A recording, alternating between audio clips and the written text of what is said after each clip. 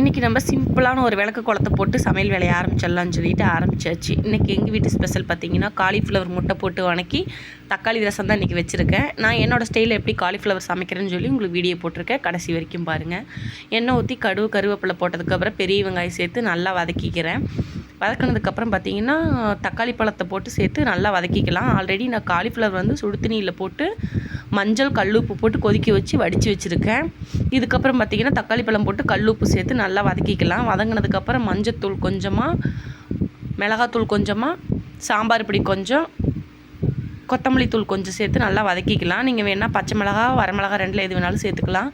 இப்போ நம்ம ஃபில்டர் பண்ணி எடுத்து வச்சுருக்கிற காலிஃப்ளவர் இது கூட சேர்த்து நல்லா வதக்கி விட்டுட்டு தண்ணி காலிஃப்ளவர் எவ்வளோ வேகுமோ அந்த அளவுக்கு தேவையான அளவுக்கு தண்ணி ஊற்றி நல்லா மூடி வச்சிடலாம். காலிஃப்ளவர் வெந்துட்டு இருக்கிற கேப்பில் அப்படியே தக்காளி ரசத்துக்கு புளி ஊற வச்சுருந்தேன். எல்லாம் கரைச்சி ரெடி பண்ணி வச்சுக்கிட்டேன்.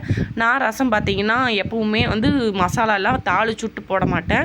நான் எல்லாம் ரெடி பண்ணிக்குவேன். புளித்தண்ணி தக்காளி எல்லாம் கரைச்சி ரெடி பண்ணிட்டு உப்பு புளிப்பு எல்லாம் காரமெல்லாம் சரியாக இருக்கான்னு செக் பண்ணிக்குவேன்.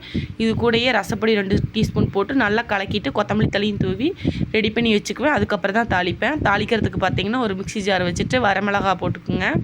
ஒரு வரமிளகா சேர்த்துருக்கேன். இது கூட ஒரு 2 கொத்து கருவேப்பிலை சேர்த்துக்கிட்டு ஜீரகம் மிளகு சேர்த்து ஃபஸ்ட்டு நல்லா பல்ஸு முள்ள நல்லா அரைச்சி எடுத்துக்கலாம். அதுக்கப்புறம் நம்ம இதை பொடி பண்ணதுக்கப்புறம் பூண்டு சேர்த்துருக்கேன். பூண்டு வந்து நான் தோல் உரிக்காத அப்படியே கழுவிட்டு சேர்த்துருக்கேன். உங்களுக்கு எப்படி விருப்பமோ அதுக்கு தகுந்த மாதிரி சேர்த்துக்குங்க.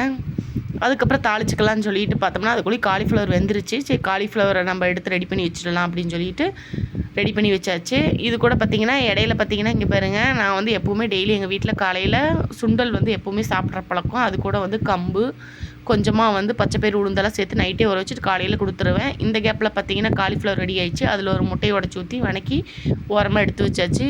அடுத்தது பார்த்திங்கன்னா ரசம் தாளிக்க போகிறோம். ரசத்தில் எண்ணெய் ஊற்றி கருவேப்பிலை சேர்த்துருக்கேன். நான் கடுகு சேர்க்க மாட்டேன். கருவேப்பிலை கொஞ்சம் 2 பச்சை மிளகாய் சேர்த்துட்டு நம்ம பொடி பண்ணி வச்சுருக்கிற மிளகு ஜீரகம் ஊற்றி கூட கொஞ்சமாக மஞ்சத்தூள் சேர்த்து வணக்கி விட்டுட்டு கொஞ்சமாக பெருங்காயத்தூள் சேர்த்துருக்கேன். சேர்த்து நல்லா வணக்கி விட்டதுக்கப்புறம் நம்ம கரைச்சி ரெடி பண்ணி வச்சுருக்கிற புளித்தண்ணி தக்காளி புளித்தண்ணியை வந்து இது கூட சேர்த்தாச்சு. சேர்த்துட்டு கொதிக்காமல் இந்த மாதிரி நுர சுற்றிலும் கட்டிட்டு வந்ததுக்கப்புறம் எடுத்து வச்சாச்சு. இப்போ டேஸ்ட் பண்ணி பார்த்துடலாம். காலிஃப்ளவரு முட்டை சேர்த்து வணக்கணும். அது அந்த பொரியல் செம்ம டேஸ்ட்டாக சூப்பராக இருக்குது. அது கூட தக்காளி ரசமும் செம்மையாக இருக்குது. ட்ரை பண்ணி பாருங்கள். அடுத்தது என்ன வீடியோன்னு சொல்லி என்ன சமையல் வீடியோ வேணாலும் சரி கமெண்ட் பண்ணுங்கள். தேங்க்யூ.